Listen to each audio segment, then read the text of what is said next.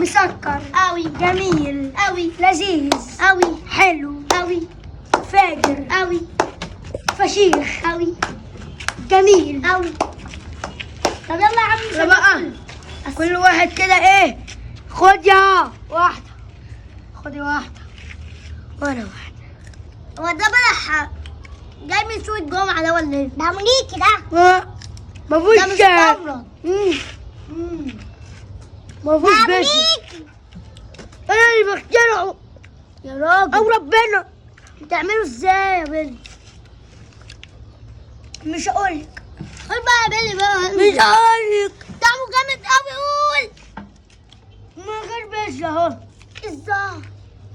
ازاي؟ اثبت عندكم ثواني يا جدعان، عايز اقول لكم على حاجه. البلع اللي في ايديكوا ده فيه سم. في سم. طب هنعمل ايه يا اخوان؟ انا اقول لكم تعملوا ايه. انتوا تسيبوا البلع ده هنا تمام وتنزلوا، وانا هتصرف وهعرف ارميه فين. سم. امسك يا فؤاد، امسك. يلا يا جدعان احسن يموت يخرب بيت ابوكوا. هو ده اللي انت عامله. حاطط في السم يا بيليا. انا وضحكت عليهم، قلت لهم البلع فيه سم وصدقوا ولاد العبيطه. وطعمه جامد قوي، ده من غير بذر كمان.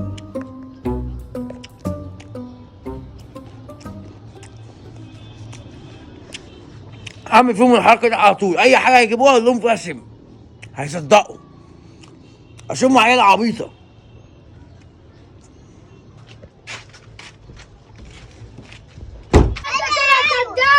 ماما قالت لنا ما فيهوش سم. ما فيهوش اي حاجه، يا ريت في حاجه. ده ماشي. هنعمل ايه يا بيلي؟ هنعمل ايه يا بيلي؟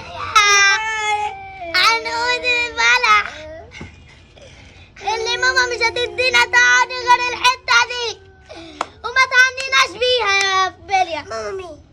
ماما صنعها.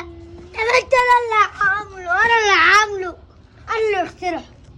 اقول لك حطيت ايه؟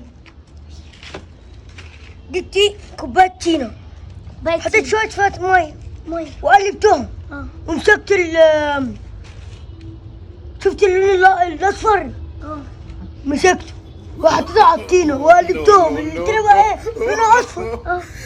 مسكت البلح وعملته صغير وحطيته في عنقود بتاع، وكل ده انا خد يا. انتوا كنتوا بتاكلوا طينه. يا.